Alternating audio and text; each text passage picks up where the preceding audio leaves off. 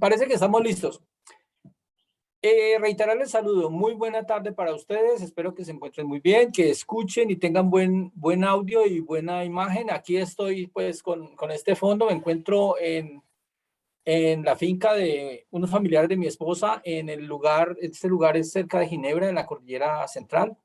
Entonces tenemos el arroyo del río pasando por detrás y este espectacular bosque, pero el tema del sol es implacable. Entonces yo estoy aquí escondido un poco detrás de una pared, pero quería compartirles este fondo y generar un poquito de envidia. El punto es que hoy hacemos la segunda jornada de este curso para entender un poco lo que es la planetología. Si vamos a hablar de planetología, es indispensable que entendamos la conexión entre la geología y las ciencias planetarias en este contexto astronómico. Entonces, hablaremos de los cuerpos del sistema solar desde la mirada de un geólogo que se ha entrenado en la Tierra, que conoce los procesos geológicos principales. No solamente, cuando hablo de geología, no es solamente la geología in situ, la geología pura, es geología más física, más química, seguramente con una componente de biología, de biota, etcétera, para entender mucho de medio ambiente. Y ahora habrá una ventana muy especial en la que involucraremos este asunto cuando miremos un poco pues, los planetas dinámicos, el tema de los procesos gravitacionales y la importancia en particular de los árboles y de los árboles y de la vida. Entonces, sí, Perdona, Diana. Albert, perdona, es que voy a transmitir otra vez por Facebook, ¿te parece bien? Sí, por mí está bien, claro, claro. Listo, Si voy a hay empezar. personas que estén aprovechando la transmisión por Facebook, pues me parece maravilloso. Sí, lo bueno es que también queda grabada ahí en Facebook para que los que quieran después la vean. Bueno, estupendo. Gracias, Diana, muy formal, muy atenta. Nada, con gusto. Bueno, entonces, me voy a compartiendo sonido a la presentación y vamos a mirar así como rápidamente lo que sabemos, o mejor, lo que aprendimos en la jornada pasada.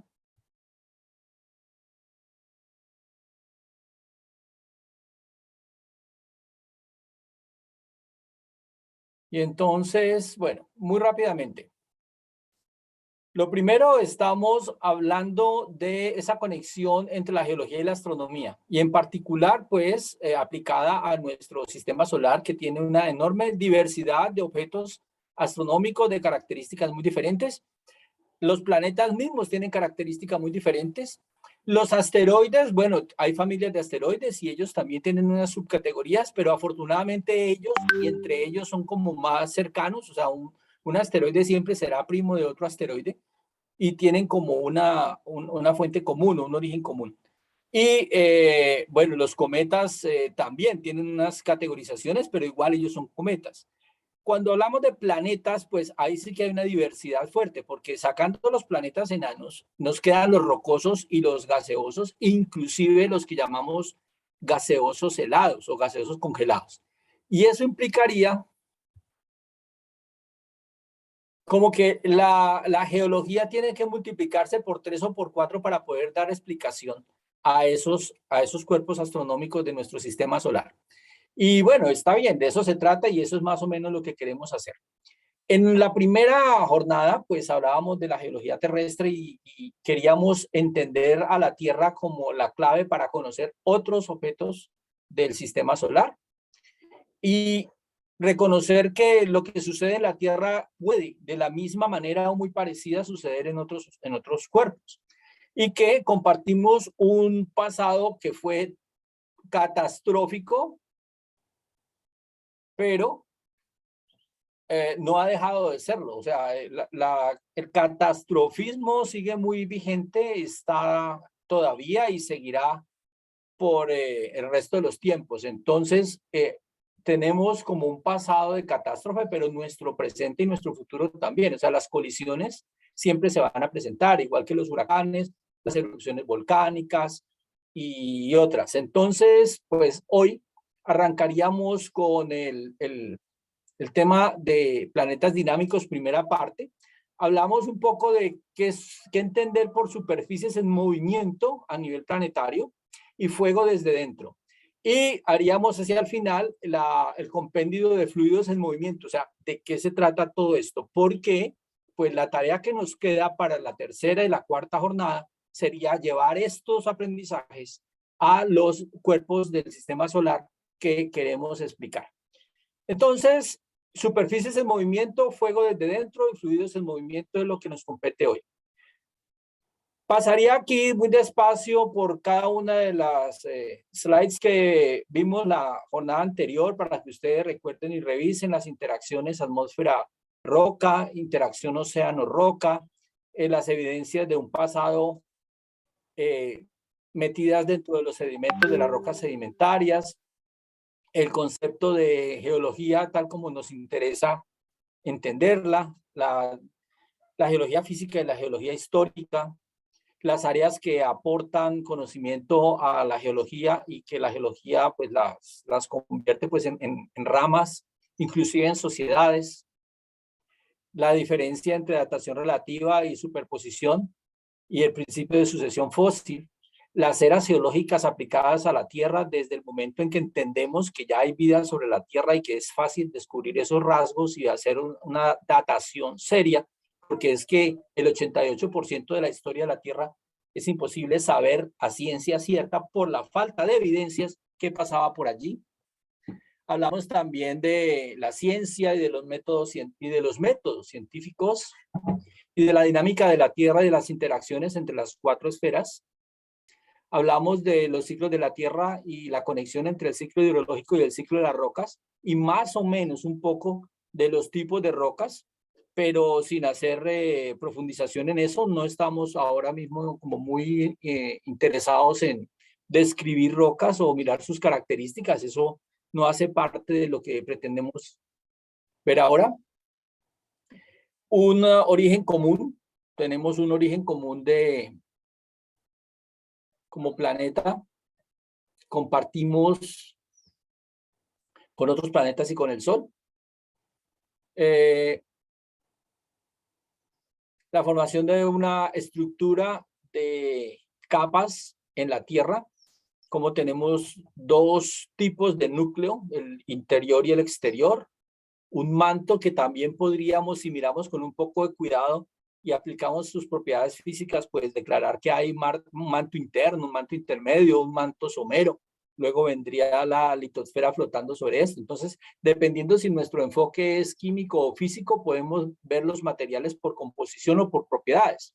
Si lo vemos por composición, pues nos salen como tres grandes capas o esferas concéntricas. Si lo vemos a partir de las propiedades físicas, pues nos queda litosfera, astenosfera, mesósfera y núcleos interior y externo. Adicional, bueno, tenemos además de la Tierra, de las capas, atorado aquí con algo ya. Unas características muy particulares que vamos a compartir con los planetas hermanos.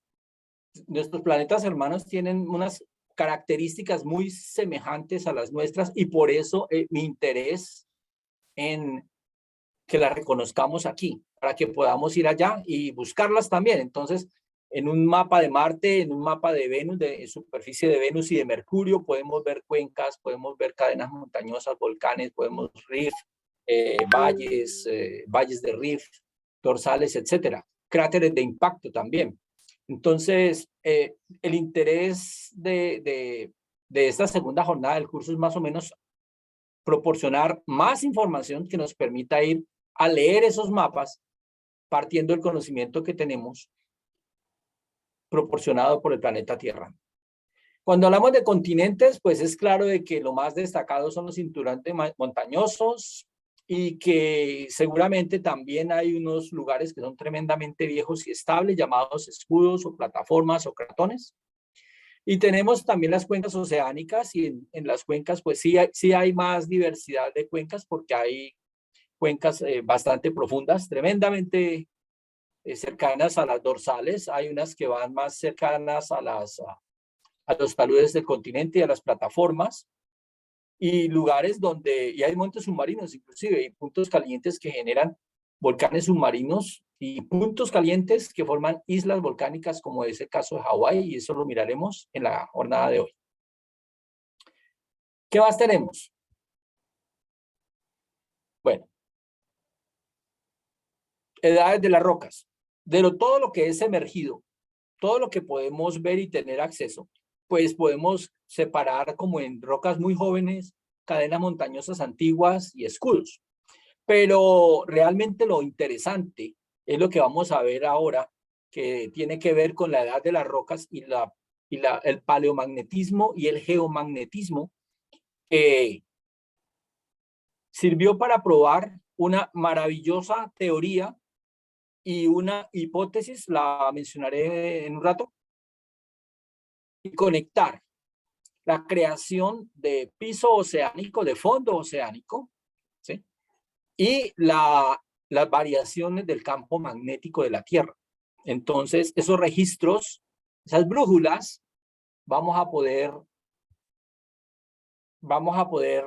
conectarlas entre ellas y con la edad de la Tierra. Entonces, esto es interesante, claro, y claro, ¿cómo no va a ser interesante saber cuál es la edad de las rocas superficiales y ver cuál es la edad de una cadena montañosa y demás? Pero vamos a ver que también se puede saber cuál es la edad de una cierta roca en el fondo marino y cuál es como su vida útil, desde que se forma hasta que termina por allá en una fosa y entonces es incorporada por debajo del continente de nuevo al manto. Y bueno, pues estos son los mapas que usted también con toda seguridad ha visto en Venus, en Marte, en Mercurio, en la Luna. Uno consigue mapas de estos. En Nat Geo hay muchas fuentes de mapas de este estilo. El Servicio Geológico de los Estados Unidos, el USGS, también proporciona este tipo de información para la Luna, por ejemplo, y para Marte. Entonces, también, porque existe la geología planetaria. Entonces, de eso hablaríamos no hoy, pero tenemos que hablar antes que termine este curso. 7 enormes grandes placas, donde la más importante por lo grande y por lo dinámica es la placa del Pacífico, pero igual todas son importantes. Movimientos entre ellas, hay que explicar por qué. Eso tiene que ver con el fuego interior. ¿Por qué se mueven? ¿Qué hace que las mueva? ¿Cuál es el mecanismo que alimenta el movimiento de las placas tectónicas y esas direcciones? ¿Y por qué unas más rápidas que otras? ¿Qué es lo que está sucediendo allí? La evidencia de un cinturón de fuego que involucra las rocas más jóvenes que hay sobre el planeta, los volcanes activos más importantes, más espectaculares que hay sobre el planeta. Las islas volcánicas también están ahí incluidas. Y sin duda también están los lugares donde no hay vulcanismo y seguramente tampoco hay terremotos, porque son cratones y seguramente la actividad volcánica cesó hace mucho rato. Evidencias de volcanes activos, ¿sí? Los materiales que afloran por los cráteres de los diferentes tipos de volcanes. La evidencia de un volcán, esto es tema de la conversación que tuvimos la semana pasada. Los terremotos y los deslizamientos, ¿sí?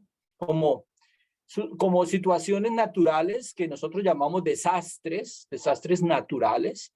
Evidentemente, la situación sí es natural. Yo no creo que un desastre sea natural. Los desastres, a veces, la humanidad hace cosas tan especiales que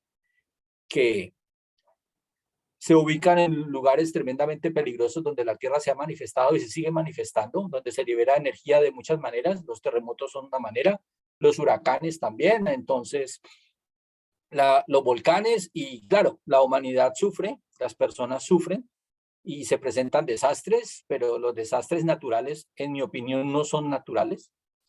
Sigo por acá, y esta fue la última imagen que les presentaba la jornada anterior, donde veíamos que había típicamente dos tipos de rocas: las rocas que son formadas en los volcanes, ya sea que salgan al exterior y se enfríen en la atmósfera o en el agua, y entonces tienen unas características, y las que quedan en el interior del volcán y que pues es un magma que nunca salió a la superficie, pero que se va a endurecer lentamente y también forma una roca, llamaremos intrusiva o plutónica, y esa roca pues tiene también unas características mecánicas y unas propiedades maravillosas. Y están las rocas sedimentarias, que típicamente son esas rocas hechas de arenitas y de arcillas que pueden contener fósiles, que tienen un cemento químico que las aglutina y que normalmente pues son como capitas, aunque no todas son capitas, claro, pero la mayoría sí.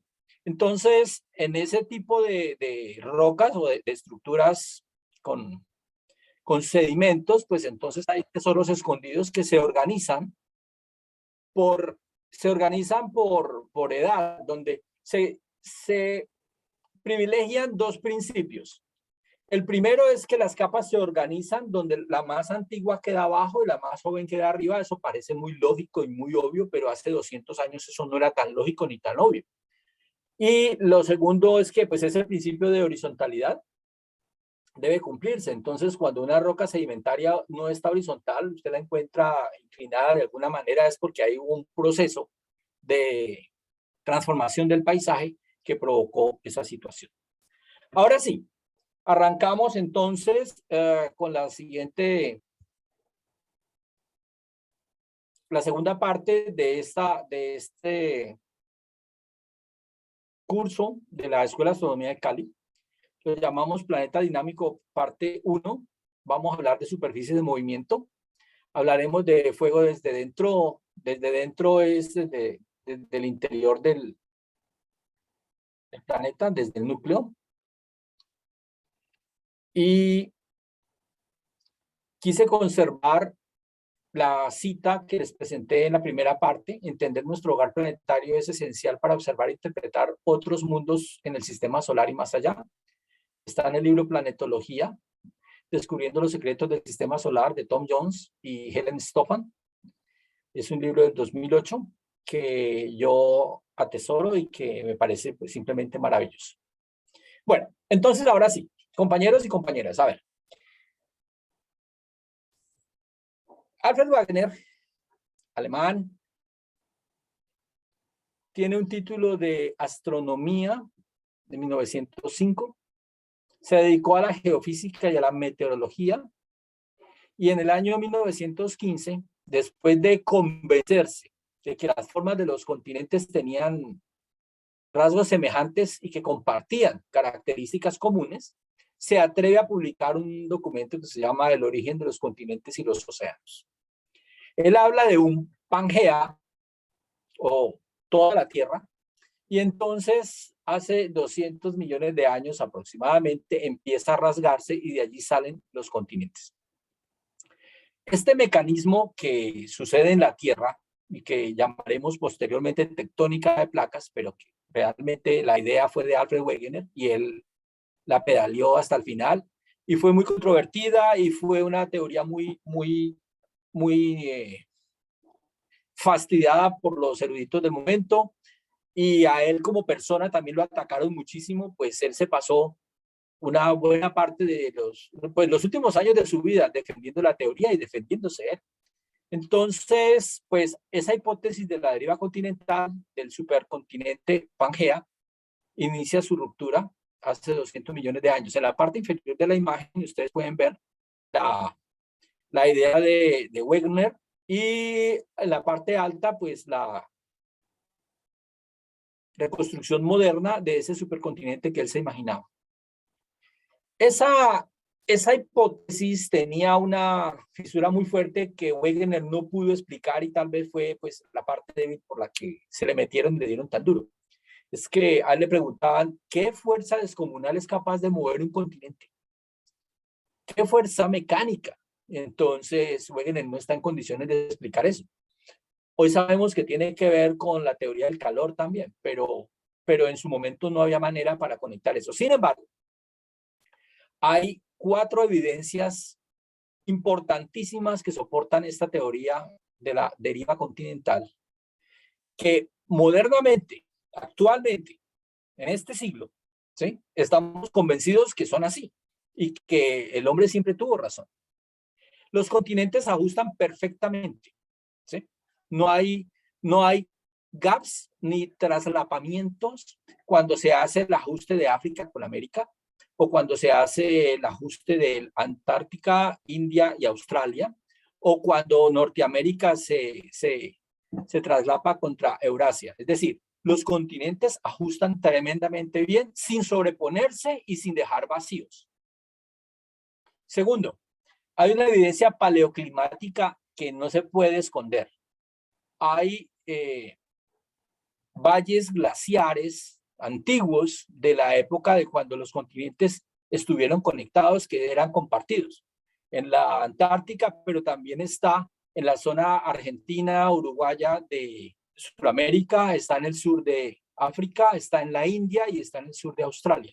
Eso fue un evento común de hace 200 millones de años y entonces esa evidencia pues sobrevive a hoy. La tercera es una evidencia fósil y unas similaridades del tipo de roca y similaridades estructurales que se explican más o menos de esta manera. En cuanto a los ambientes fósiles, bueno, pues se sabe hoy que este animalito, que no sé cómo se llama ni qué características tiene, pues entonces él habitaba esta región y ese era su ecosistema asociado.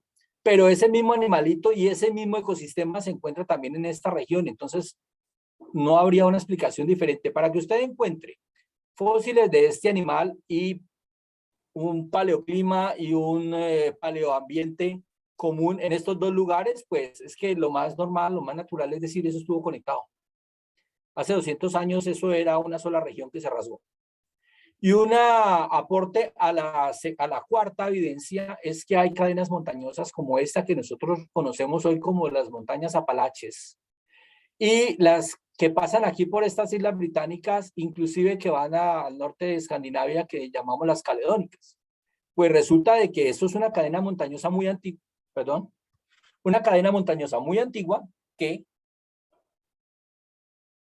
tiene rasgos demasiado comunes, como para decir que, pues de manera espontánea y en dos lugares diferentes del planeta se formaron como si se hubieran puesto de acuerdo, pero que sean distintas. No, resulta que era una sola. Entonces, las caledónicas y los apalaches son una sola cadena montañosa antigua que cuando los continentes se rasgan hace 200 millones de años, pues entonces empieza a...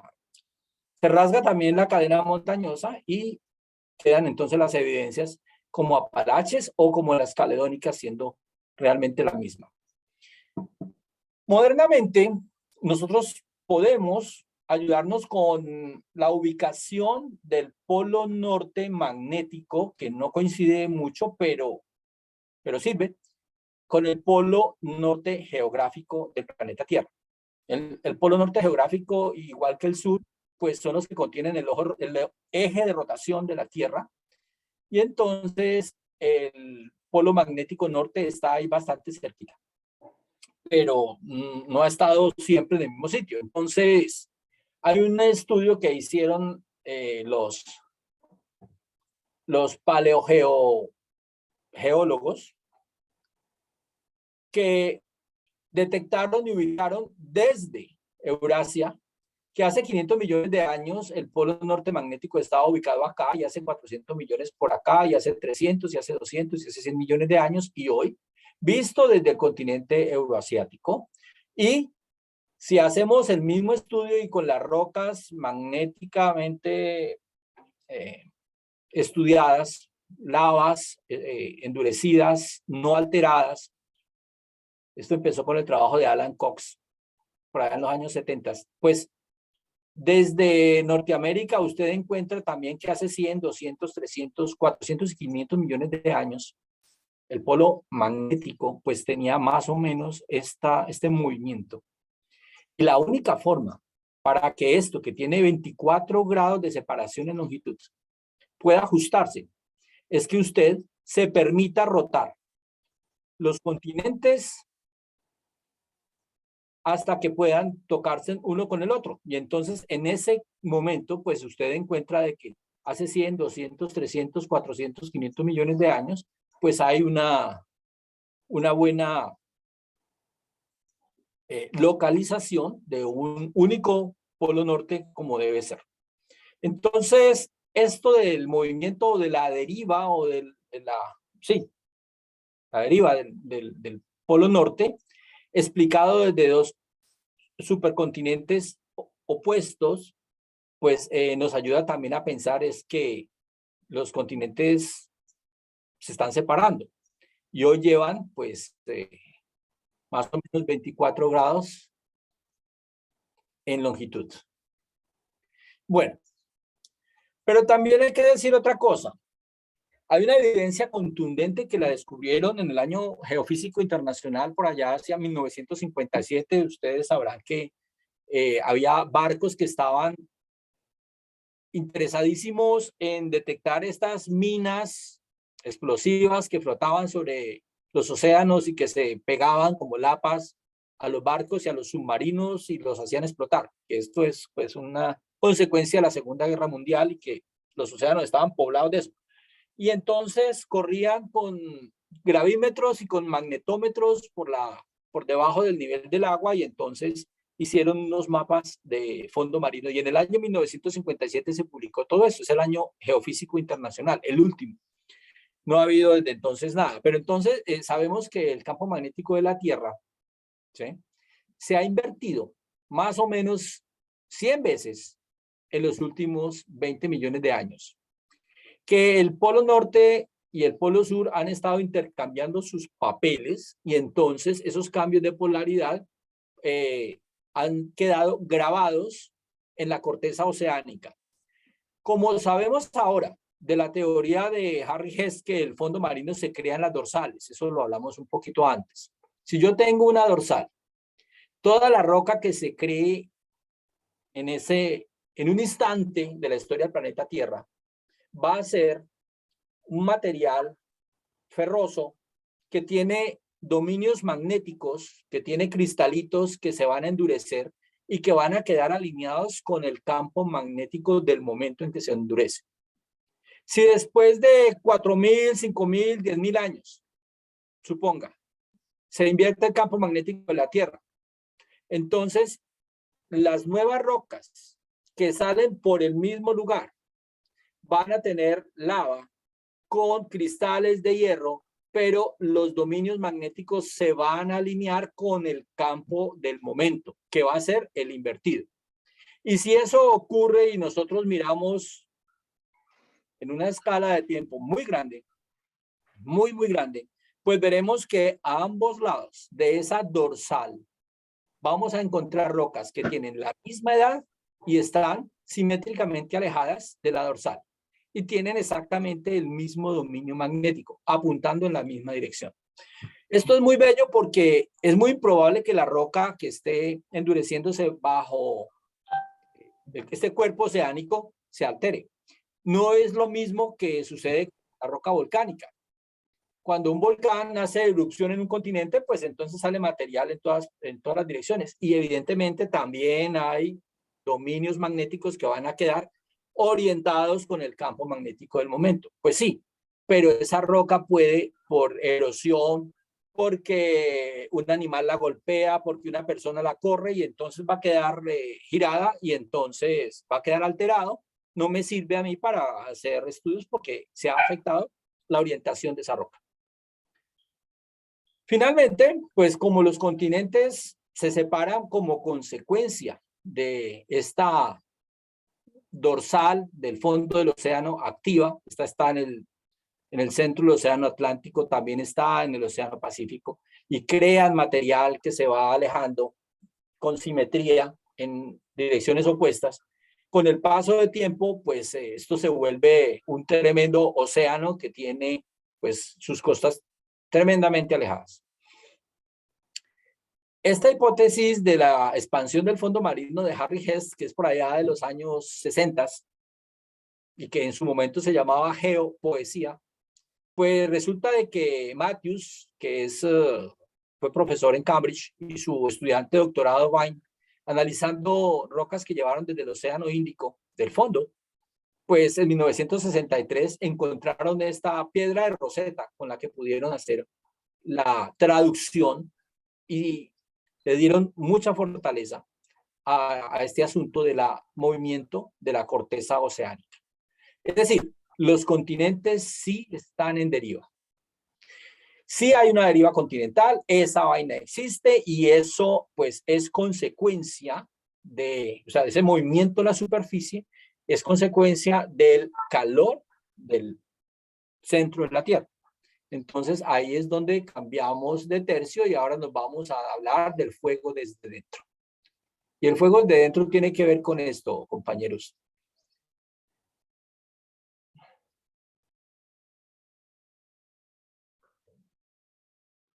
Cuando nos referimos al fondo oceánico y encontramos una dorsal en el centro del Atlántico o en el centro del Pacífico, pues lo que tenemos es un adelgazamiento en la corteza que usted puede ver aquí en esta imagen. O sea, justo ahí, donde está ocurriendo, mire que esta es la litosfera oceánica. Aquí están los sedimentos más antiguos y usted ve acá hay una capa adelgazada y pues, a ver, el manto y la astenosfera es muy oportunista y entonces como esto está caliente y esto siempre querrá subir, si aquí hay un adelgazamiento por la razón que sea, pues entonces el material va a aprovechar, va a agrietar, va a romper, va a salir. Y entonces roca nueva, 0 kilómetros, 0 días, va a estar depositándose acá en este instante. Mañana y pasado mañana, pues entonces saldrá nueva roca y la consecuencia será que la nueva va a desplazar varios centímetros a la que acaba de salir, a la que salió ayer, a la que salió antes, y en ese sentido, pues vamos a ver una cinta, una banda transportadora que arranca aquí y que va en direcciones opuestas. En la medida en que nos alejamos de la dorsal, pues vamos a encontrar rocas más antiguas y seguramente también una carga de sedimentos más gruesa. Cuando esta roca está muy lejos de la dorsal, pues también tendrá encima una enorme cantidad de sedimentos, de cosas que suceden en las aguas del océano y se van a ir al fondo y han formado rocas sedimentarias muy variadas. El ejemplo de estas fronteras divergentes donde se forma roca, pues principalmente, pues las dorsales del Atlántico, las dorsales del Pacífico, pero también está el rift de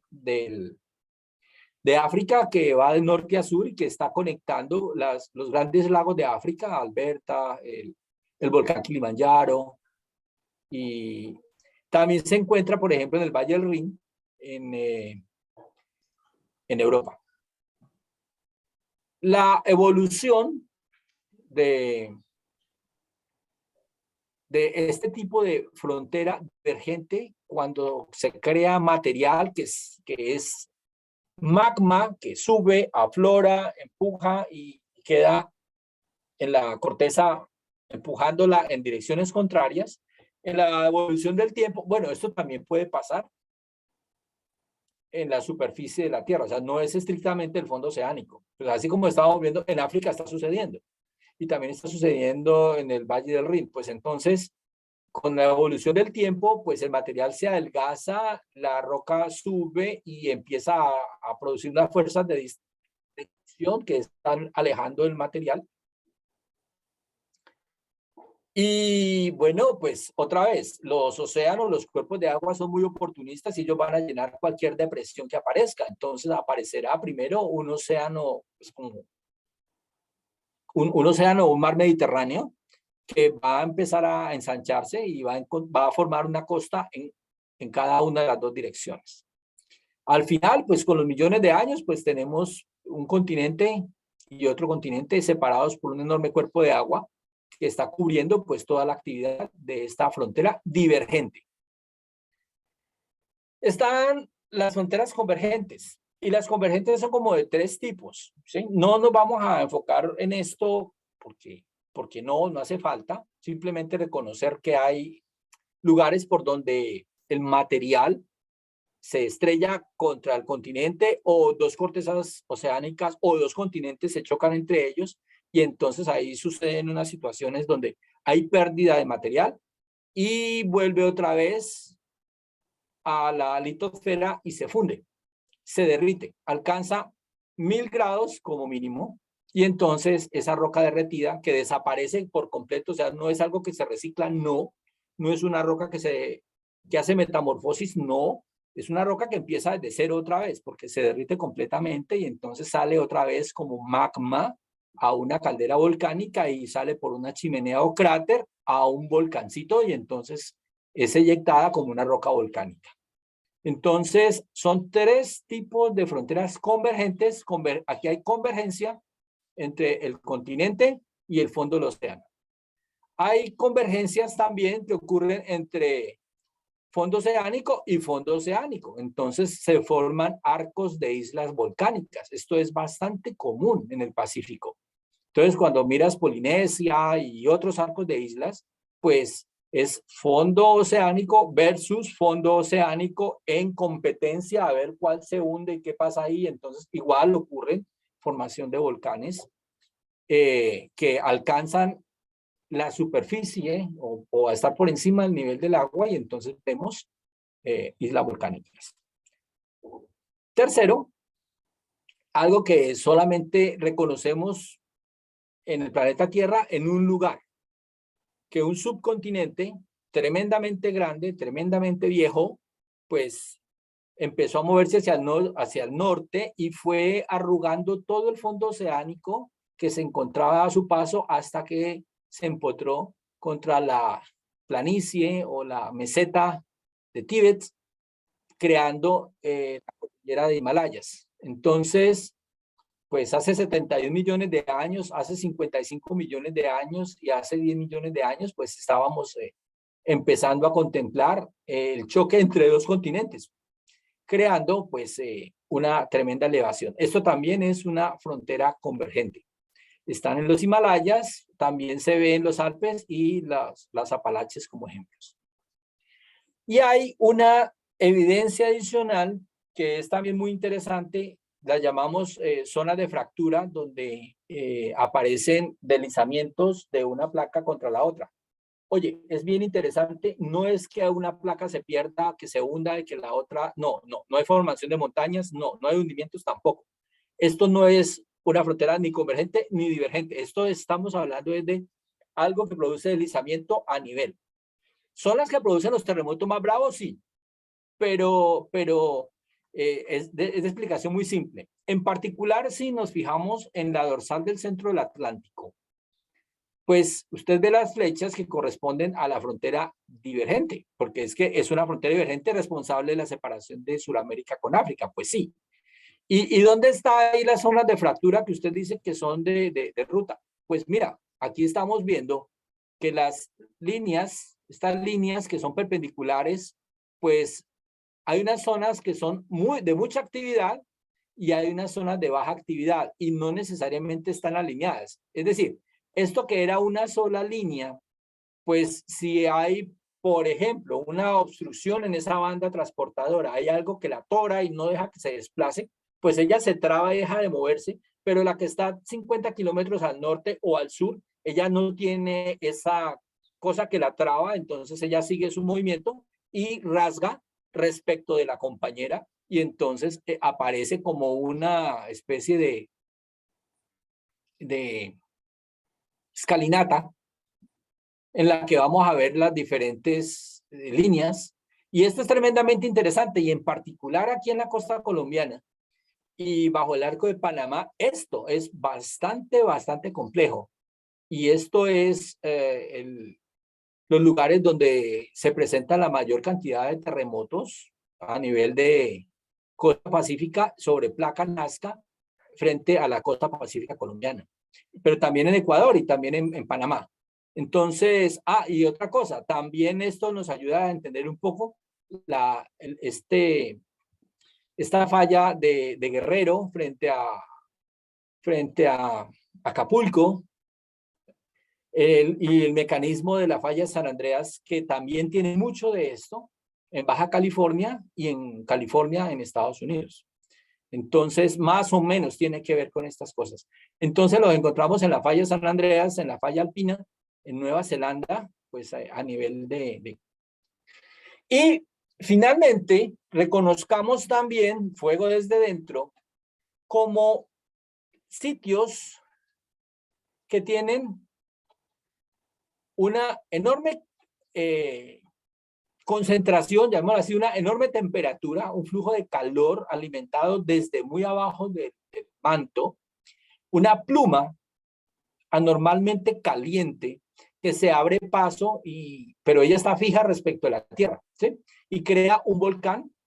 Un volcán, evidentemente, es una isla volcánica con su cámara magmática fija respecto del piso. Pues bien, hoy reconocemos que Hawái pues tiene tres grandes volcanes, unos magníficos volcanes que forman la actual isla de Hawái, el Mauna Loa, Mauna Kea y Kilauea, pero en el pasado, digamos, hace menos de 1 millón de años, pues la isla de Maui estaba exactamente encima de este punto caliente. Y hace 1.3 o 1.8 millones de años era esta isla que se llama Molokai, la que estaba exactamente encima de este punto caliente. Y hace 2,2 millones de años o hasta 3,3 millones de años, es difícil saberlo, era Oahu quien estaba encima de este punto caliente. O sea, con el pasar del tiempo, este punto caliente ha creado islas y esas islas han ido moviéndose. Y claro, al moverse, pierden el contacto con el punto caliente y la consecuencia inmediata, se desconecta el volcán, se inactiva, queda un volcán extinto y muy seguramente la isla pues se desploma, la cubre el agua y entonces va a ser muy complicado que la veamos, o sea, no es una evidencia directa. Sin embargo, ustedes saben que la actual isla de Hawái pues hace parte de una cadena que se llama la cadena de las Islas Hawaianas, que lleva como 27 millones de años desplazándose sobre el punto caliente. La isla Hawái es la última, es la actual. Pero mejor todavía, hace 27 millones de años, pues esa placa se movía de otra manera porque encontramos unas evidencias que se llaman los montes del emperador. Y son montes sumergidos, son las montañas sumergidas del emperador, que tienen del orden de 65 millones de años, que van en otra dirección y que podemos asegurar que estuvieron exactamente sobre ese punto caliente. Entonces, ese punto caliente, fijo, pues tiene conexión directa con el manto, es una pluma que permite que el material del manto suba y cause esa isla volcánica. Y la cadena de islas volcánicas, ¿cierto? Son bastante antiguas, son estructuras muy, muy antiguas, ¿cierto? Y normalmente pues están conectadas a gran profundidad. Entonces, ya podríamos resumir para pasar al siguiente escenario. Las tres tipos de fronteras más características que encontraríamos y que explican por qué los continentes tienen bordes, cuáles son sus bordes y cuál es la actividad. No pierdan de vista, por favor. Los continentes tienen una parte emergida, por supuesto, que es donde estamos nosotros, es la parte que no está, la parte emergida, ¿sí? Y tienen una parte sumergida, normalmente es un plató. La parte sumergida del continente no está disponible a la vista, pero está ahí y hace parte del continente. Entonces la frontera no es la frontera de la costa, o sea, podría ser la frontera de la costa en algún lugar, pero no necesariamente, para que lo tengamos muy en cuenta.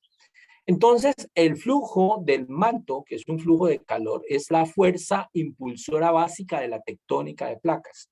Lo que le faltó a Alfred Wegener para convencer a la gente en su momento y a sus detractores, ¿sí? Es que cuando yo tengo un núcleo tremendamente caliente, 6.000 grados Celsius, con materiales muy pesados, 90 y mucho por ciento hierro y 5, 7, 9% níquel, a altísimas temperaturas, rotando con una velocidad de rotación en el núcleo diferente a la rotación de la Tierra de 24 horas sobre su eje, porque la velocidad es diferente, genera un campo magnético. Un campo magnético propio de la Tierra, un gran imán que se manifiesta con un polo norte magnético y un polo sur magnético. Ese polo norte y polo sur crean un campo magnético evidente. La prueba es que las brújulas funcionan. Y vaya usted a mirar, las brújulas en la luna no funcionan, porque allá no hay campo magnético.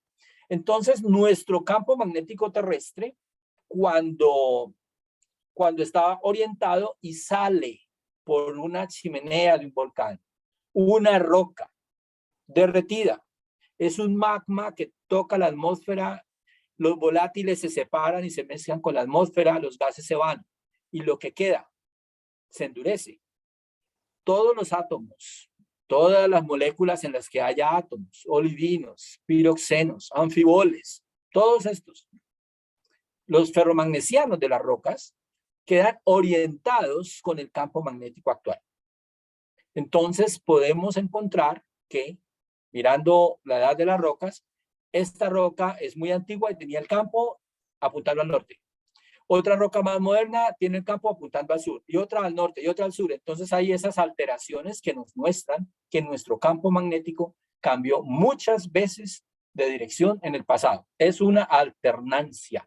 ¿Y eso de dónde sale? De mirar los dominios magnéticos de los átomos de hierro en las rocas sólidas inalteradas. Por eso es lo importante del tema de lo inalterado. Y estas fuerzas, pues, son tan poderosas que hacen que roca vieja se baje por las fosas y se recicle, empuja las dorsales y modifica los continentes y hace que los continentes se separen y demás. Les dejo la pregunta desde ya, tarea número 27, para que la vayan pensando para la siguiente semana y la última. ¿Será que hay tectónica de placas y que este mecanismo que está en la Tierra lo puedo ver en la Luna, en Marte, en Venus, en Mercurio? ¿Será o no? ¿Por qué sí? ¿Por qué no? Eso lo vamos a hablar luego, pero yo quisiera que fueran averiguando, vayan leyendo, que les quede como inquietud este mecanismo llamado tectónica de placas, tan poderoso en la Tierra y tan importante, que conecta campo magnético de la Tierra y conecta estos flujos, estas corrientes, estas convecciones de roca derretida muy caliente que está muy profunda en el manto y por debajo de la corteza busca salir, atravesar la corteza y manifestarse en superficie. Eso también ocurrió en la Luna. Porque en la Luna hemos visto mares que nos dicen, eso es de lava, coladas de lava. ¿Sí? O sea que en la Luna hay volcanes. Lava, volcanes. La Luna tiene volcanes. Venus tiene volcanes. Marte tiene volcanes. Mercurio los tiene. Hay tectónica de placas en Mercurio. Hay tectónica de placas en Marte. Entonces, tarea, por favor, para que la próxima clase pues hagamos una conversación sobre esto. Bien. Los modelos de convección entre placa y manto pues son modelos, ¿cierto?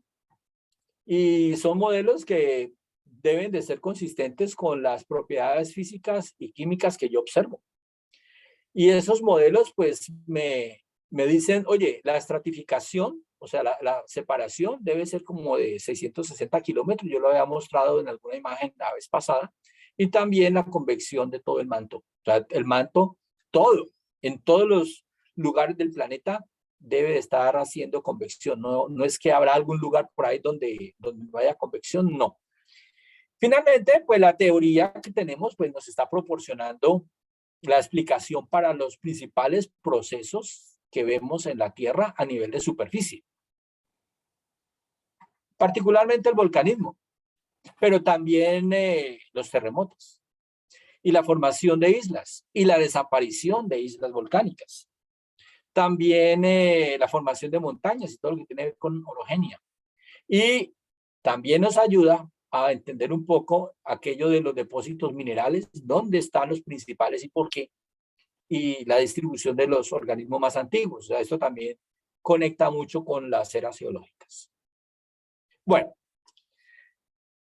lo tercero de esta jornada, y parece que vamos a salir un poquito más temprano, tiene que ver es con los fluidos en movimiento. Este es un aspecto también de la dinámica planetaria que es común, porque sacando la atmósfera que tiene una dinámica propia y de la que hablaremos y que también es es particularmente, esa sí es común a los planetas terráqueos y a los planetas gaseosos, pues los procesos gravitacionales necesitan de un core, ¿no? de un suelo, una corteza, algo sobre lo cual pueda ocurrir el proceso gravitacional. Es decir, por ahora separemos todo lo atmosférico, no involucremos nada atmosférico aquí por ahora. Entonces, qué pena, yo no he mirado el chat y no sé, parece que hay preguntas. Voy a revisar un momentico, si hay alguna pregunta, pues aprovechar para hablar de...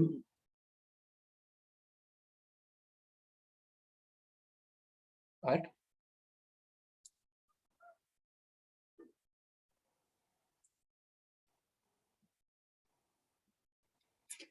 Bueno, hay una pregunta por acá.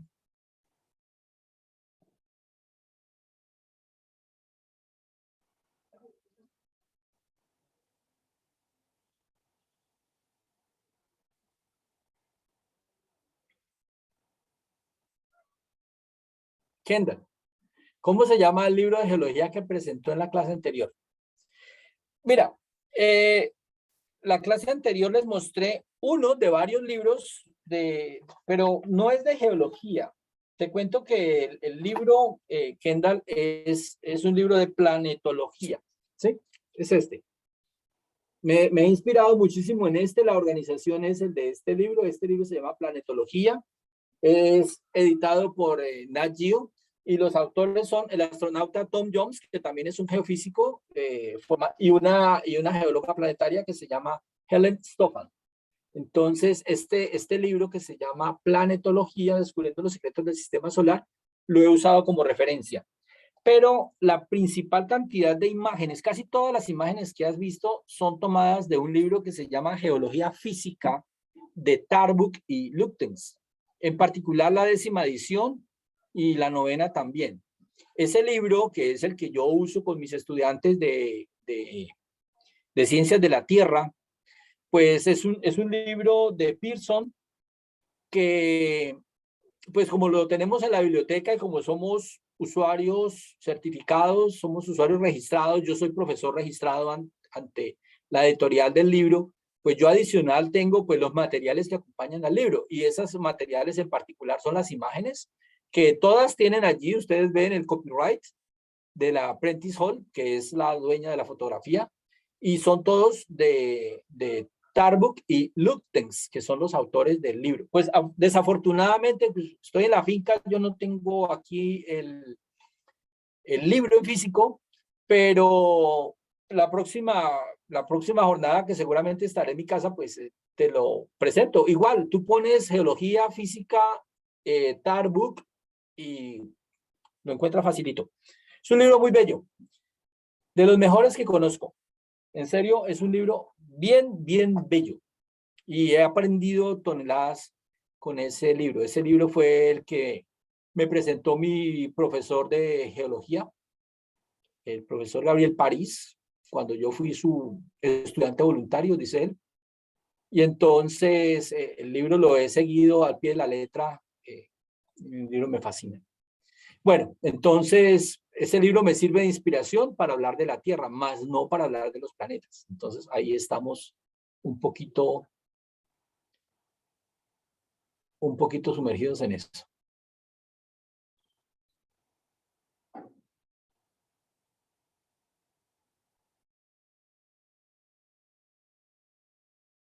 Oh, sí, Marte no tiene campo magnético, lo perdió, algo sucedió, eso lo tenemos que ver la próxima ocasión.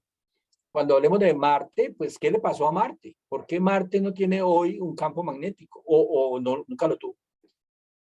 Sí. Y hay una de las lunas de Júpiter que tiene volcanes, se llama Io, tiene 400 volcanes activos. Entonces la primera vez que vieron un volcán activo por fuera de la Tierra fue en esa luna de Júpiter que se llama Io. Y hay volcanes de hielo, hay volcanes de metano en satélites de Saturno. Sí, esto es una fantasía, ¿no? Wow, eso es una belleza.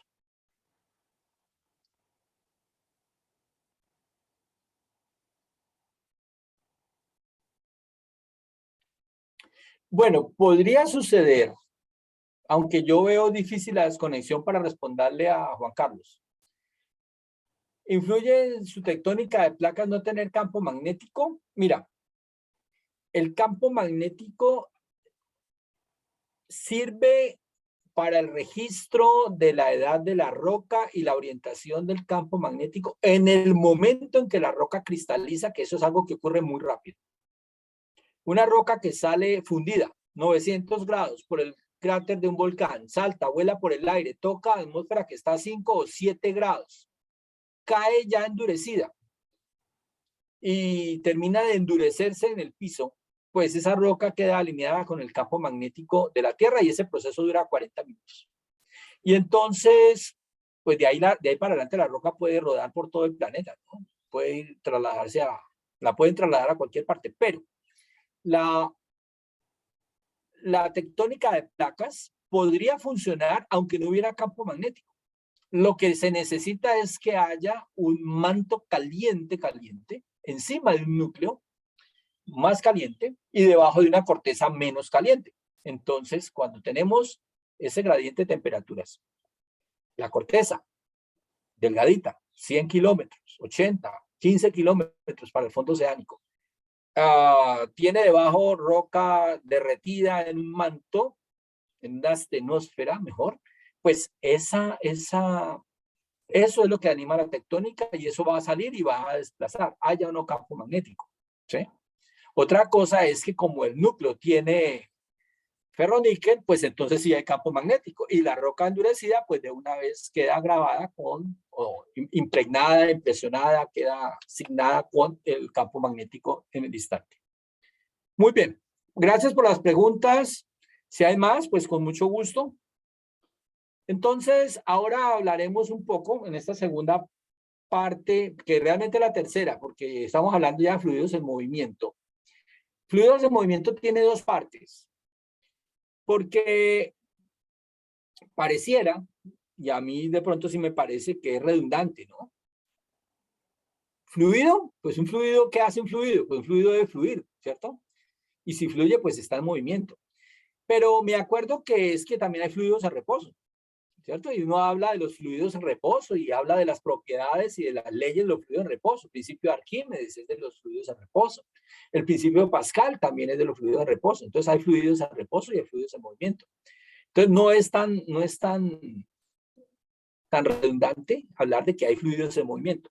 Pero vamos a hablar de fluido como aquello que fluye. Y entonces, ¿qué podrá fluir sobre la superficie de la Tierra adicional a la atmósfera? Que ya la sacamos. Dijimos, vamos a sacar la atmósfera. Hablaremos de atmósfera luego, pero por ahora hablemos a nivel de superficie de la Tierra de lo que no es atmosférico y fluye. ¿Qué vemos que fluye? Bueno, pues a ver, de pronto las cenizas de un volcán fluyen. De pronto esos materiales que quedan en la falda del volcán también fluyen. Vemos que el agua ayuda, es un detonante para que se presenten avalanchas, para que se presenten flujos flujos de materiales de tierras, de desplomes, de rubios, lodos, etcétera, ¿cierto? Las pendientes sobreempinadas que pueden ser producidas por procesos de colisión muy violentos, por formación de montañas. Cuando una montaña se forma pueden quedar unos picos tremendamente altos con unas pendientes muy abruptas y allí también podría presentarse flujos de cosas que van a buscar el piso. Y cómo los terremotos y quitar la vegetación puede afectar también positivamente los procesos gravitacionales. Entonces vamos a ponernos de acuerdo para empezar. Hablaremos de procesos que ocurren en la superficie de la Tierra, ya no es dentro ni en la corteza ni en el manto, no, independientemente de que haya atmósfera o no. El caso es, la Tierra tiene una enorme masa. Esa enorme masa atrae todo lo que está en su superficie y altico en la superficie, y lo va a atraer y lo va a hacer chocar contra la superficie. Que si no hay superficie, pues deberíamos caer hasta el centro, pero claro que sí. Entonces hay una superficie y si hay una roca por allá en lo alto que está mal puesta y entonces esa roca siente la atracción de la gravedad y por alguna razón está en equilibrio inestable o indiferente, pues algo leve la va a sacar del equilibrio y va a moverse. ¿Y hacia dónde se mueve? Pues se va a acercar al centro de la Tierra. Va a buscar un lugar de menor energía potencial gravitacional. Entre más alto tiene más energía potencial gravitacional. Entonces, cuando baja, disminuye esa energía potencial gravitacional buscando el equilibrio. Eso es algo de la naturaleza. Y eso es válido para cualquier planeta y para la Luna y para los meteoritos y para los asteroides y los cometas, ¿sí? Es la atracción gravitacional del cuerpo mayor sobre los cuerpos menores. Entonces, proceso gravitacional, todas las rocas, si han sufrido un proceso de deterioro por agentes físicos o químicos y se ha fraccionado y se ha fracturado, pues sus pedazos buscarán descender, buscarán caer hacia lugares donde haya menor energía potencial gravitacional. Es decir, van a buscar los huecos y ahí se van a estacionar. Un río que tiene su nacimiento por allá a muchos metros sobre el nivel del mar, eso de cuerpo de agua que tiene una masa importante, cada litro de agua de río tiene una masa de 1 kilogramo, pues no se va a quedar por allá arriba, él va a buscar descender y evidentemente en el océano, en la costa, pues la energía potencial gravitacional de esa masa de agua, de ese litro de agua o ese kilogramo de agua, va a tener menor energía. Por eso es que los flujos de agua de los ríos y también de las corrientes de agua, aguas subterráneas, pues tienen esos, llamémoslos gradientes. O sea, ellos siempre van a buscar los lugares más bajos. Por eso, todo aquello que sea provocado por la gravedad, llámese derrumbe, deslizamiento, movimiento de un talud, desplome, lo que quiera, todo se llamaría proceso gravitacional. El hecho de que las rocas rueden hacia lugares más planos, también. Los derrumbes y las avalanchas son ejemplos de eso. ¿Que el agua tiene un papel importante? Sí, muy importante el papel del agua. Y lo vamos a ver en dos casos. Independientemente de las imágenes que les estoy presentando, independiente. Oye, si hay una roca, piensa en una roca cualquiera que está por allá en lo alto de la montaña. Supón que tiene una grieta y llueve y el agua entra y se acomoda dentro de la grieta de la muestra de roca.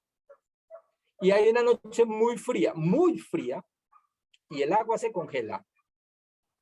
Pues esa cuña de agua congelada, como el volumen del hielo es mayor que el volumen del agua líquida, como el hielo se expande cuando el agua se congela, ocupa mayor volumen, rompe la roca.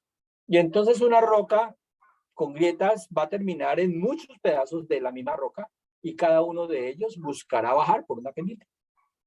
Entonces ahí el agua está produciendo un fenómeno que se llama gelifracción o ruptura de una roca por cuña de hielo. No es el único. Hay otros que se llaman, otro proceso, ya te digo, lo digo en orden. Gelifracción es el primero. Otros se llaman descompresión. Es probable que usted haya visto una roca que está lanzando sus capas como si fueran capas de cebolla. Rocas que normalmente son redondas y les hace falta pedazos de corteza, por decirlo de alguna manera. La roca, cuando se endurece por debajo de un cuerpo de suelo grueso, pues queda sometida a una alta presión. La roca se endurece debajo de la tierra, profunda. Entonces, está confinada y ya se endureció. Oye, viene la erosión del viento, viene el agua y se lleva todo lo que tiene esa roca por encima. Y un día queda a la intemperie, en la superficie. Esa roca que fue endurecida a mucha compresión, un día va a sentir que ya no tiene esa fuerza que la comprime. Al contrario, ahora es la presencia de la atmósfera que es tremendamente menor que la que tenía antes. ¿Qué hace ella? Empieza a desbaratarse mandando trozos, ¿sí? Separándose en capas, se descomprime. Es bastante peligroso a veces, no siempre, pero sí puede llegar a ser peligroso. La otra tiene que ver con la expansión térmica, pues una roca que se somete a alta temperatura y luego baja temperatura, alta temperatura y baja temperatura, así periódicamente también termina con un estrés térmico que la rompe. Y la última se llama actividad biológica, porque los roedores, las lombrices, los árboles, las raíces de los árboles también rompen las rocas, rompen tuberías, rompen cimientos, tumban edificios, tumban casas. Entonces, tanto la acción biológica de animales como de gusanos, de lombrices, de hormigas y hasta de raíces de árboles tienen una afectación acá, y todo ello termina produciendo que una roca estable, vieja, dura, muy bien puesta, termine en fragmentos pequeños, y esos fragmentos pequeños pues se van a ir por la pendiente y van a caer abajo. Ejemplos, pues muchos, pero dependiendo de si se hace en seco o se hace bajo agua como lodo, o si es un desplome porque había una caverna debajo, ¿sí? El agua deshizo un cuerpo de carbonato de calcio. Hay una caverna, carbonato de calcio, una caverna con estalactitas, estalagmitas, había un agua que disolvió el carbonato, y entonces eso quedó ahí, y el techo, lo que había por encima, pues pesa mucho y la caverna se desploma. Entonces se produce un efecto bien complejo, ¿no? Un hundimiento que se ve más o menos de esta manera. Y puede ser que también porque la vegetación, alguien hizo un reemplazaron árboles grandes con raíces importantes que podían producir un amarre fuerte, por ejemplo, por claveles. Entonces, reemplazaron árboles por claveles o por cebollas o por algo que no tiene casi raíz.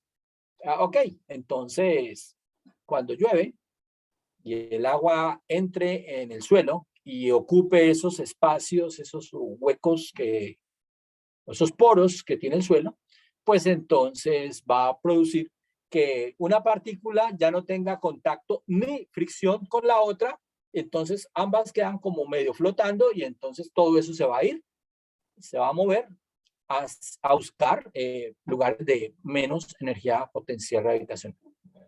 Entonces, eliminar la vegetación es muy, muy complicado. Y los terremotos, otra vez, los terremotos también producen procesos gravitacionales violentos. Entonces, acá tenemos 3 ejemplos.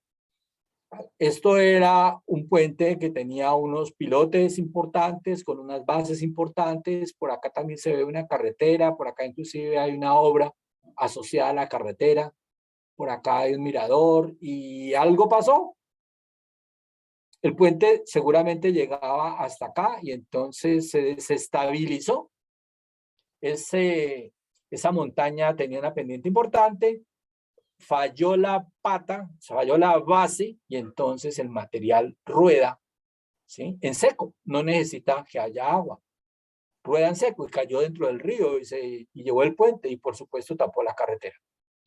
O puede ser que después de muchas horas de lluvia, pues el suelo está tan saturado de agua, ¿sí? Y está tan débil aquí la base del talud, que, bueno, pues se pasa por encima del talud, o si hay un muro, pues se pasa por encima del muro. Yo estoy seguro que este fenómeno es tan común en Colombia que todos hemos visto esto. En Colombia y en Centroamérica, en Sudamérica, esto es muy común. Bien, hablando un poquito más del efecto del agua, pues quería comentarles que se combinan el efecto del agua con la gravedad para modelar un paisaje. Y uno de los aspectos más bellos que tiene las ciencias de la Tierra es la explicación de la modelación de un paisaje. Ese es uno de los campos más espectaculares, porque un paisaje puede ser provocado y puede ser modelado de muchas maneras. Solamente hay una correcta y hay muchas interpretaciones, aunque no todas, solo una es verdadera, las otras son malas aproximaciones. Pero bueno, este lugar, conocido como el Cañón del Río Colorado, es una Biblia. Allí está todos los procesos, ¿sí?, que ocurrieron en el pasado, y se formó esa enorme planicie, pero ahí hay evidencia de antiguos volcanes, antiguas montañas, cadenas montañosas muy antiguas, y rocas y sedimentos puestos allá, y entonces pues nosotros tenemos una sucesión de capas, cada una más joven que la que está debajo. Y afortunadamente pues aquí terremotos no hubo recientes que doblaran esto, entonces es muy fácil entender que todas las rocas que estén más o menos a la misma altura pueden tener más o menos la misma edad, la misma composición química, características físico-geológicas y por supuesto pues el mismo nombre. Entonces, si usted mira con cuidado, y esta es un sketch del geólogo analizando el río, pues usted puede ver capas, cada capa tiene la misma capa que continúa al frente, la misma capa que continúa al frente y así. Y el río Colorado hoy está aquí, en el fondo del cañón. Y entonces uno dice, qué bárbaro ese río, ¿cómo hizo para abrir semejante valle? Un valle aluvial, el río Colorado, todo lo que tuvo que hacer y todas las millones de toneladas de masa de roca, desde que empezó a hacer la erosión aquí arriba en lo alto, y fue tallando, tallando, tallando, tallando hasta que llegó abajo. ¡Qué bárbaro! Claro. Pero ¿qué pasa? Pensemos que al principio, pues el río era, sí, un pequeño, un tímido río que iba por acá, en medio de esta capa gris, que seguramente era un lodo blandito, y entonces pues el río para él fue fácil tallar eso, y entonces abrió pues un espacio y el río se metió. Es un cuerpo de agua con velocidad que hace erosión, entonces se llevó el material. Pero ¿qué pasa después? Oye, él entalló y entalló más. Y ya cuando hubo una profundidad importante, ¿qué sucede con las paredes, con lo que tienen los alrededores? Eso no es estable. Si el río se profundiza, entonces aquí las bases fallan y entonces el material de las paredes cae dentro del río. Y entonces, ¿qué hace el río? Pues vuelve y saca ese material y lo lleva al océano. Entonces, el hueco queda un poco más ancho. El proceso continúa. En la medida en que él va profundizando, las paredes de lo que es el cauce del río van encontrando pues una pendiente sobreempinada, sin vegetación, con pendiente fuerte, y eso cae dentro del río. Y seguramente estrangula el río y durante unos años, bastantes, el río podría represarse, pero finalmente el río como que vuelve otra vez y se lleva todo el material. El papel del río es transportar material. Los ríos son tremendamente erosivos allá donde nacen. Sus gradientes son muy fuertes. Bajan muchos metros y avanzan poquito. Casi todo el tiempo se vienen en cascadas, moviendo enormes rocas. Y es bastante transparente, el río es muy transparente, el agua es muy pura, es de buen sabor, las rocas están permanentemente bien lavadas, ¿cierto? Entonces, arranca trozos de montaña y los tira abajo a los huecos y vienen cascadas, cascadas. No hay nada tan violento como una cascada. Cuando uno mira una cascada que te inspira tantas cosas bellas, pues deberíamos de un momentico pensar, uy, qué fenómeno tan violento el que debió haber ocurrido aquí para crear esa cascada. Las cascadas son una consecuencia de un fenómeno de mucha violencia geológica. Pero bueno, luego el río pues ya abandona la montaña y empieza a moverse ya como con un nivel más estable, ya las pendientes son menores, entonces ya el río no transporta esas grandes rocas gigantescas, ¿no? Ya empieza a transportar rocas más pequeñas y también a mover un poco de sedimento. Y cuando el río ya es muy viejo y está bastante ya cerca de su desembocadura, pues, oye, ya no transporta rocas. Estamos hablando de que las rocas quedaron allá en la montaña y lo que lleva es una enorme carga de sedimentos suspendidos y otra carga de materiales por el fondo, y eso todo lo tira al océano y tiene la fuerza suficiente para desplazar el agua salada del océano y meterse ahí. Entonces, ese es un proceso bien importante de flujos en movimiento. Aguas superficiales, estoy hablando, no estoy hablando de aguas subterráneas, no estoy hablando de glaciares, que cada uno tiene lo suyo. Estoy hablando de flujos de aguas superficiales, ríos que erosionan en la montaña, son muy violentos en su primera época, luego empiezan a transportar materiales más pequeños con menos violencia, pero igual los caudales son muy grandes y a veces reciben contribuciones de otros pequeños ríos que le aportan masa y entonces al final lo que terminan transportando son sedimentos suspendidos. Por eso la turbidez de los ríos cuando están llegando al océano. Entonces sí, los ríos son bastante agresivos. Por eso explicamos fácil el cañón del río Colorado. O sea, actualmente, miren, estas son las líneas. El río siempre ha estado acá. No busquen nunca evidencia del río por aquí, porque el río jamás tocó estas rocas de por acá. No, nunca. En la medida en que el río baja y entalla, la pendiente se va volviendo más inestable y se presentan derrumbes que van a caer dentro del río. Bueno, más. Cuando nos referimos a las masas de agua, pues recordar que las masas oceánicas son del orden del 97,2% de lo que hay. La superficie de la Tierra está cubierta principalmente de agua oceánica con esas características que reconocemos, de la hidrosfera. De allí el 2,8% contiene glaciares y aguas subterráneas. Y las subterráneas, pues bueno, viajan infiltradas, ¿cierto? Hay una infiltración de masas de agua en rocas que favorecen eso, grietas de rocas o rocas sedimentarias donde el agua puede fluir, o túneles que se forman también por gases que salen de las calderas de los volcanes o porque el agua los talla. Y entonces estamos viendo que el 0,62%, mire que es un poquito más del 0,5%, pero es menos del 1%, corresponde a aguas subterráneas, ¿cierto?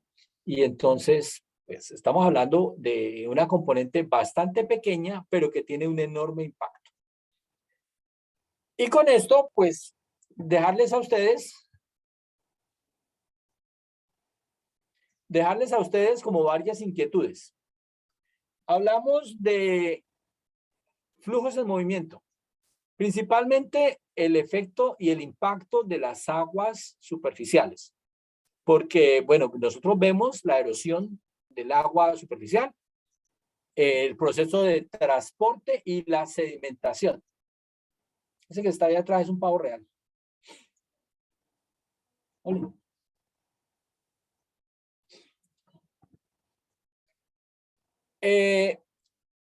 Pero también los glaciares, en los lugares donde ocurren, ellos también producen una erosión importante contra la roca que lo contiene, se mueven de manera violenta y van erosionando con una diferencia. Uno puede reconocer un valle glaciar porque normalmente los valles glaciares tienen forma de U, mientras que los valles de los ríos tienen forma de V.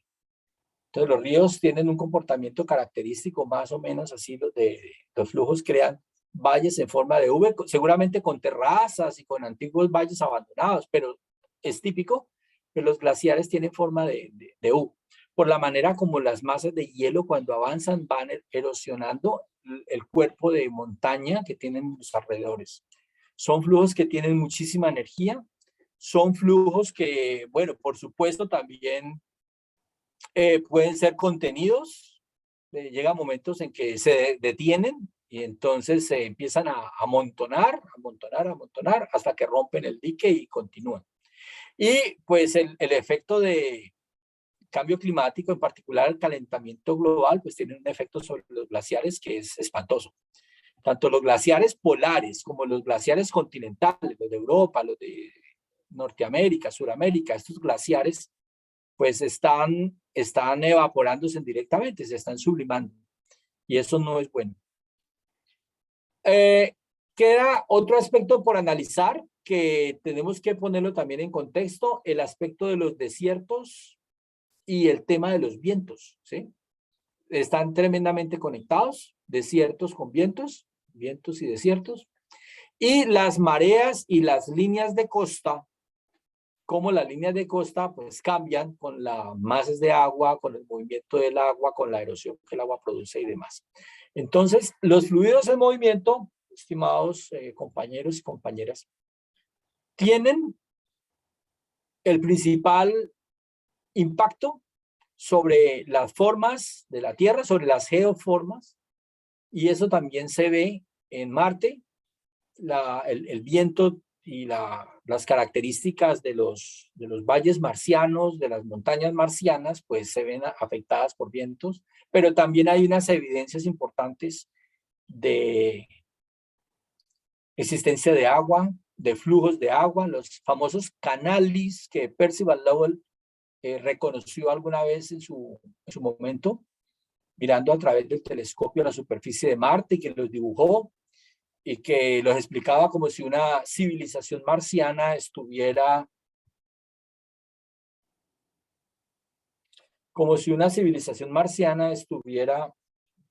eh, drenando, sacando hielo de los cascos polares de Marte hacia el ecuador marciano a través de esos canales. Entonces,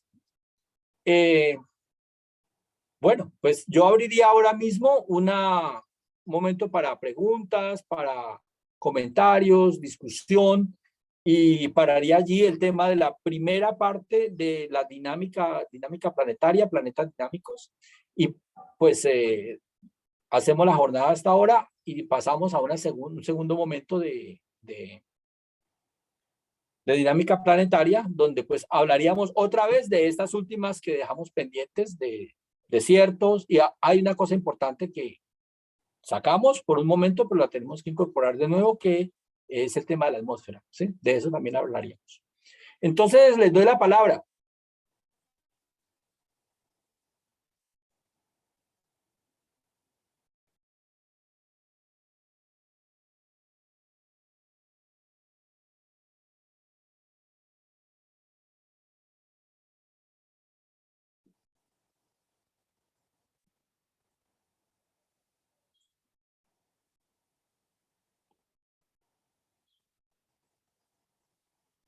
Preguntas, comentarios, aportes.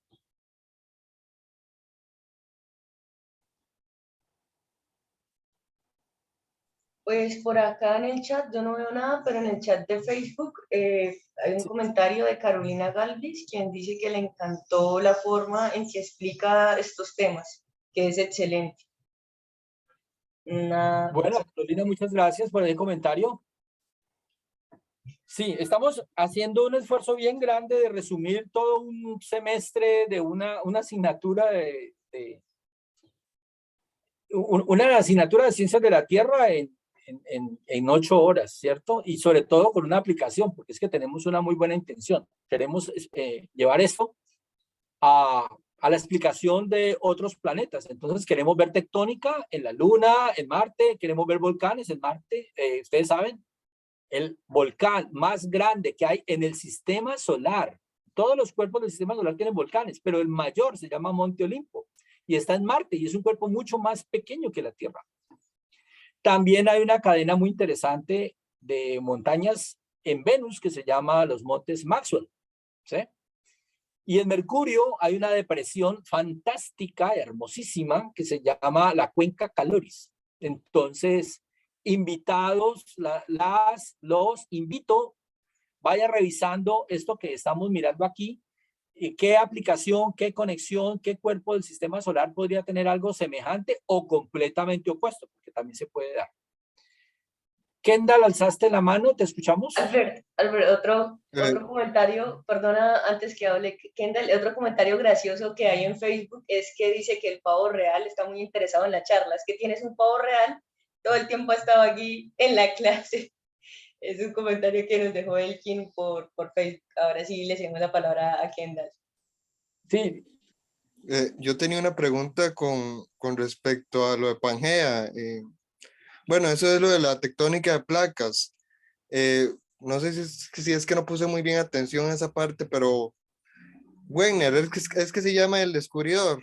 Bueno, mi pregunta es, o sea, él teorizó sobre la tectónica de placas, pero luego ¿quién lo sustentó? ¿O él mismo sustentó todo o solo puso la hipótesis? A ver, Kendall, sí, te hago una revisión histórica del tema. Oye, la tectónica de placas es una teoría que aparece a finales de los 70, después de que encontraron la evidencia de montañas submarinas con volcanes que están produciendo nueva corteza marina. Alfred Wegener era de título de pregrado astrónomo, él es alemán, nació en 1880, murió en 1930. En 1915, por su afición, su fanatismo, él se dio cuenta de varias razones por las que los continentes deberían estar conectados. Y una de esas argumentos que él usaba era pues el parecido, pero fue una teoría muy desprestigiada en su época. Era alemán, a los alemanes no les querían en su momento, y él se pasó los últimos 15 años de su vida tratando de encontrar evidencias. Ah, olvidé decir, él es meteorólogo, él tiene un doctorado en meteorología. Él nunca fue geólogo ni geofísico, pero era meteorólogo de doctorado. Bueno, ¿y qué hace Wegener? Pues él se fue para Groenlandia, él estuvo muchos años en el Polo Norte haciendo expediciones de diferentes tipos, tratando de mostrar, ¿sí?, cómo el tema de la deriva de los continentes era una teoría sólida. Por allá un grupo de compañeros se perdieron y él salió con los perros a encontrar, a buscar a sus colegas, y los colegas regresaron al campamento, pero él nunca pudo volver al campamento y él se perdió y él murió sepultado por el hielo con sus perros. 1930. En 1957, barcos encontraron esa forma de relieve en el fondo del océano. La teoría de Hess, H-E-S-S, Hess había dicho que había una formación de piso oceánico. Se comprueba por dos evidencias. La primera, porque ven un volcán activo en el fondo del océano, echando lava en todas direcciones, y hay una actividad volcánica importante, y no solo una, sino muchas. Y segundo, porque este profesor de Cambridge, que ya se me olvidó cómo se llama,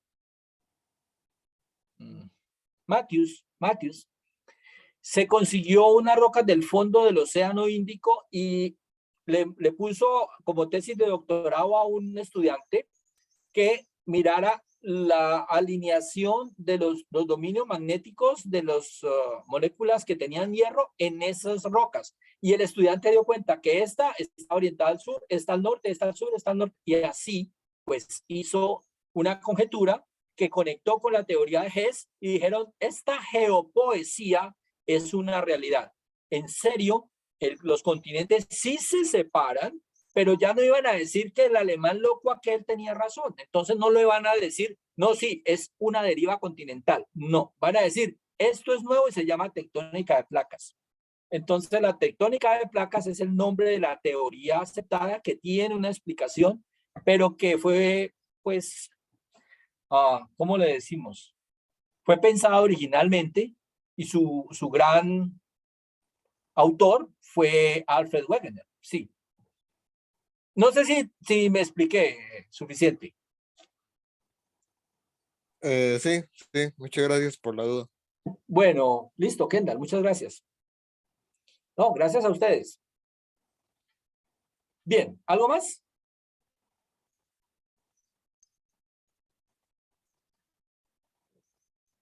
Oiga, no se imaginan esta fantasía que tengo yo aquí. Esto es una cosa impresionante. Albert, hay una pregunta en Facebook. Sí. Nos dice Carlos Iván Bonilla, ¿qué instrumento se utiliza y cómo se mide la polaridad magnética de las piedras o rocas y cómo se puede hacer un contexto educativo con niños?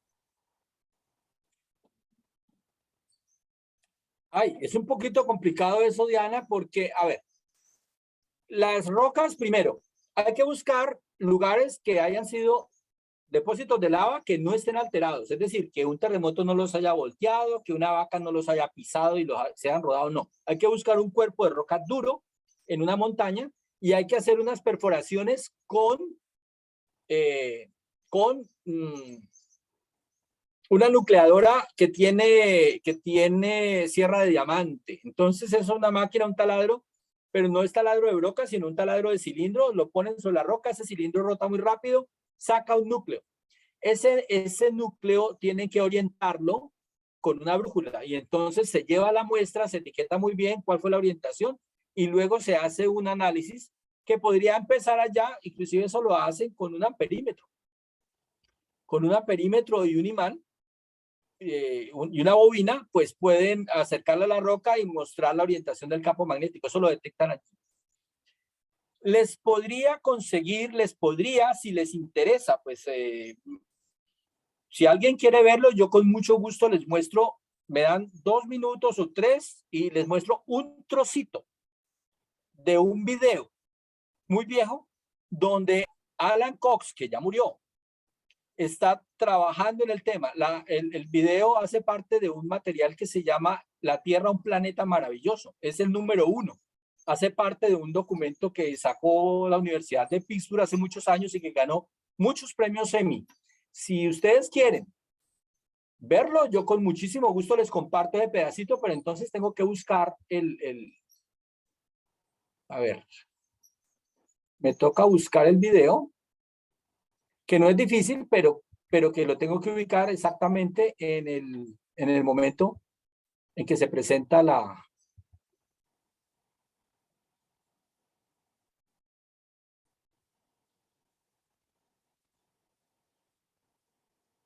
Un momento, por favor.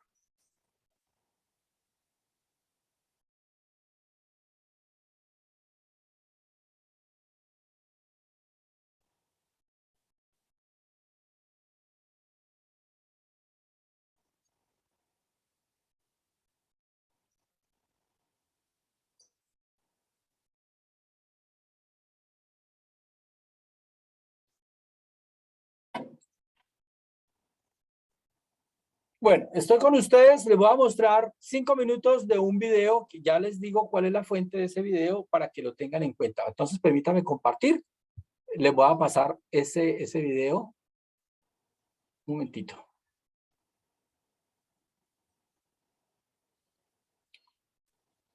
En el océano cada 100 o 200 millones de años, un mero 5% de la historia de la Tierra. Pero por falta de evidencia, Hess nombró a su idea geopoesía. Irónicamente, la evidencia buscada en apoyo de la teoría del despliegue del suelo del mar se encontró en tierra firme en el lugar de una antigua erupción volcánica. Aquí, en el Owens Valley de California, unos científicos que indagaban otro misterio dieron por casualidad con una forma de medir el crecimiento de los suelos del mar. Cuando la lava se enfría, actúa como una brújula, estabilizándose en la dirección del norte magnético, pero en varios lugares la lava congelada apuntaba hacia el sur. ¿Cuál era el significado de esto? ¿Acaso las rocas de algún modo cambian su magnetismo? O más fantástico aún, ¿puede el campo magnético de la Tierra cambiar de dirección? Desde 1956, Alan Cox, de la Universidad de Stanford en California, y Brent Dalrymple, del Instituto de Investigación Geológica de los Estados Unidos, han explorado este misterio. Nuestra idea fue recoger muestras de rocas de todo el mundo para observar su contenido mineral, su paleomagnetismo, sus edades y comparar todos estos elementos. Si algunas rocas estaban magnetizadas hacia el sur porque contenían ciertos minerales, entonces todas las rocas magnetizadas al sur deberían contener los mismos minerales. Y si fuera correcta la teoría de un cambio de campo magnético, encontraríamos que las rocas de todo el mundo mostrarían este fenómeno al mismo momento geológico. Veamos qué hay aquí. Para que el experimento sea preciso, los científicos deben encontrar lava inalterada desde el momento de la erupción. La hipótesis de inversión del campo magnético era fascinante, ya que envolvía a la Tierra en su integridad, un fenómeno global, y pensé que era impresionante que el campo magnético de la Tierra pudiera haberse invertido. No había aquella prueba de helio era solo una idea. Para obtener las muestras de lava se usa una perforadora de diamante. En el laboratorio estas muestras son fechadas y medidas cuidadosamente para determinar si están magnetizadas hacia norte o sur. Antes de extraer la muestra de sondaje, Cox toma nota de su orientación basándose en un conocido punto de referencia en las montañas de Sierra Nevada. Tal precisión es necesaria para más tarde poder determinar sin duda la dirección magnética de la lava. Aquí dice 281. Un buen lugar para desplegar el FlexGate.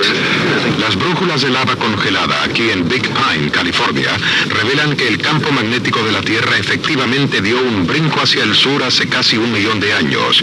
¿Qué es lo que pudo haber causado que el campo magnético generado en la entraña de la Tierra se invirtiera? Aún es un misterio.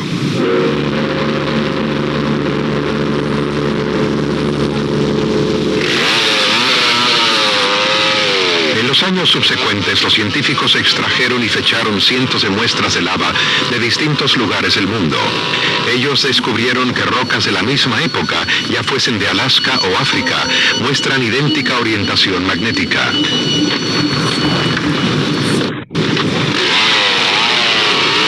Esto condujo a la construcción de una escala cronológica de inversiones magnéticas que determinó estos cambios. Hacia 1966 el grupo de Cox confirmó 9 vuelcos norte-sur en un periodo de 4 millones de años.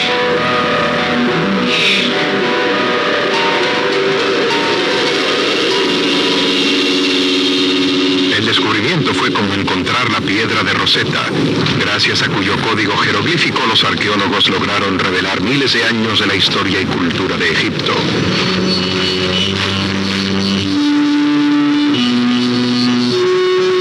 Pero los geólogos que ayudaron a resolver el misterio de las alteraciones magnéticas no estaban conscientes de que su clave de cambios también revelaría una valiosa y dinámica historia de la Tierra.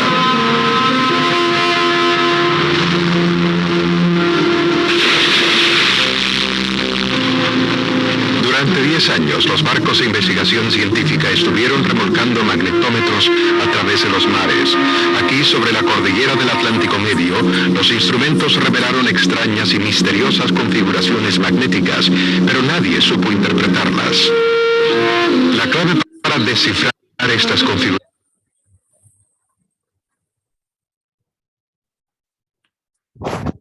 en algo como una correa transportadora. Ellos pensaron que los suelos del mar recién creados, al igual que los volcanes en tierra, registran la dirección del campo magnético prevalente y deja configuraciones idénticas en ambos lados de la cordillera. La notable similitud entre las configuraciones en el suelo del mar y la escala cronológica creada en tierra estableció el concepto del despliegue del fondo del mar, y además a qué velocidad las placas se estaban separando. Si Cox y Dalrymple descubrieron la roseta geológica, Vine y Matthews aprendieron a leerla.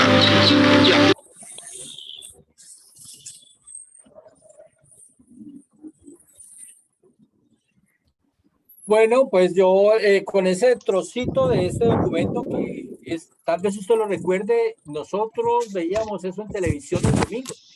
Los domingos en la mañana daban un episodio del planeta Tierra. Entonces ahí está pues la evidencia, y ahí está Alan Cox de la Universidad del Sur de California sacando muestras para después analizar la orientación del campo magnético de la muestra. Espero que te haya quedado un poquito claro esto. Ahora, pues, la pregunta de cómo hacer esto con niños, pues, me parece que debería hacerse un acercamiento lúdico. Yo me imagino que uno podría inventarse algo macroscópico que represente como los dominios magnéticos y irlos organizando. Yo me imagino que volver a ver este video te puede dar una orientación, unas pistas para llevar estas ideas de por qué los continentes se han separado y cómo está saliendo material del fondo del océano. Pues me parecería interesantísimo que eso se aplicara con niños. Wow. Bueno, ¿algo más? No, yo no veo más preguntas ni manos levantadas, entonces voy a finalizar la transmisión en Facebook. Bueno, a ustedes les agradezco mucho, les espero puntualmente el próximo sábado, hacemos la tercera jornada, veremos más sobre planetas dinámicos y pues quedo pendiente de que revisen un poquito también la tarea que les encomiendo, que empiecen a encontrar conexiones entre lo que estamos viendo en la Tierra y cómo podemos llevarlo a otros cuerpos de nuestro sistema solar. Muchas gracias a ustedes, gracias Diana. Espero que tengan muy buen fin de semana. Gracias, Albert. Felicidades a todos. Hasta luego.